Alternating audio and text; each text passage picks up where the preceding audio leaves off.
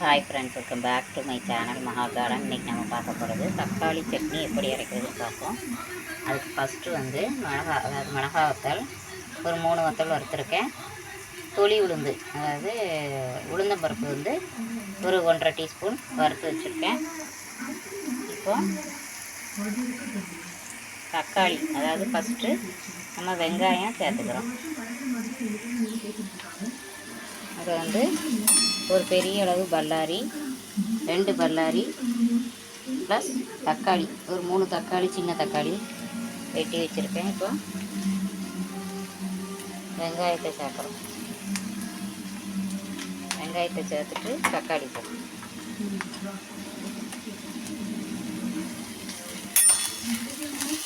இந்த மாதிரி செஞ்சு பாருங்கள், நல்லா சூப்பராக இருக்கும்.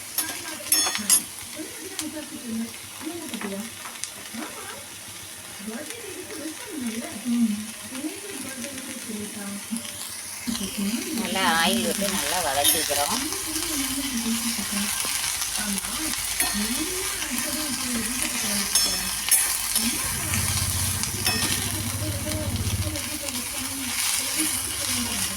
நல்ல ஒரு வதக்கிட்டு அப்புறம் தக்காளி பழத்தை அதோட சேர்க்குறோம். அப்புறம் தேவையான அளவு 3 தக்காளி அதை அதோட சேர்க்குறோம்.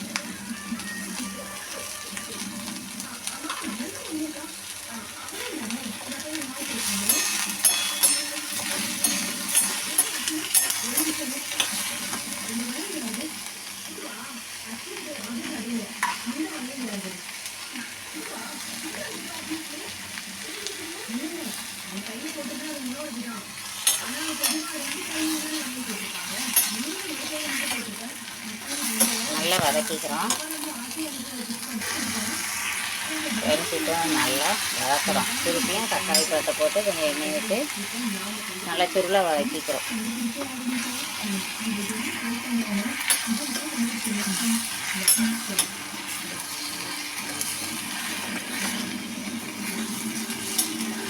நல்லா வதக்கி இதை ஆற வச்சுட்டு உப்பும் பெருங்காய பொடியும் சேர்த்து வத்தலை போட்டு அரைக்கணும். கடையத்தில் உளுந்தம்பருப்பு போடும்.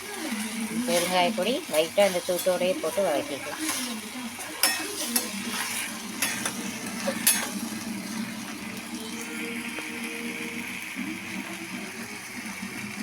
பாருங்கள் ஃப்ரெண்ட்ஸ், எப்படி வதங்கிட்டு இருக்குங்க.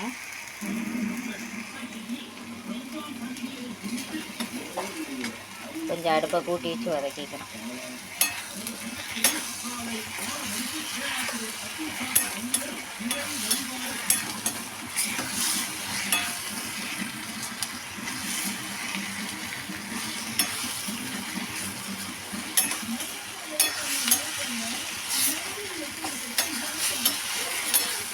நல்லா இந்த அளவுக்கு நம்ம வதக்கிக்கிறோம் ஃப்ரெண்ட்ஸ். நம்ம இந்த அளவுக்கு வதக்கி எடுத்துக்கிறோம்.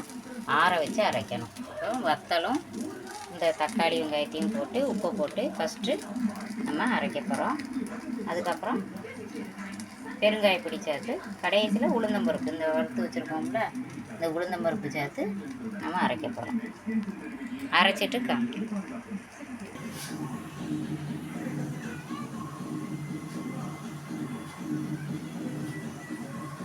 ஃப்ரெண்ட்ஸ் வந்து நம்ம இப்போ இதை போட்டுட்டோம். தக்காளி வெங்காயம் வத்தல் எல்லாத்தையும் போட்டாச்சு. உப்பும் போட்டிருக்கோம். தேவையான அளவு உப்பு போட்டு இப்போ அரைச்சிட்டு காமிக்கிறேன் ஃப்ரெண்ட்ஸ். இப்போ அதை அரைச்சாச்சு. அதோட இந்த உளுந்தம்பருப்பு வறுத்து வச்சதை கடைசியில் போட்டு அரைக்க போகிறோம். தக்காளி சட்னிக்கு என்னெல்லாம் தேவையான பொருள்னால் பல்லாரி, தக்காளி, மிளகா வத்தல், பெருங்காயம், உப்பு, இந்த இது தொளி உளுந்து, உளுந்தம்பருப்பு. தொளி உளுந்தை கடைசியில் போட்டு அரைக்கணும். சுவையான தக்காளி சட்னி ரெடி. இது வந்து சுட சுட இட்லிக்கு நல்லா டேஸ்ட்டாக இருக்கும். இதே மாதிரி பண்ணி பாருங்கள். இந்த வீடியோ பிடிச்சிருந்தா லைக் பண்ணுங்கள், ஷேர் பண்ணுங்கள், கமெண்ட் பண்ணுங்கள். என்னோடய சேனலை மறக்காமல் சப்ஸ்கிரைப் பண்ணி பாருங்கள். Okay, thank you.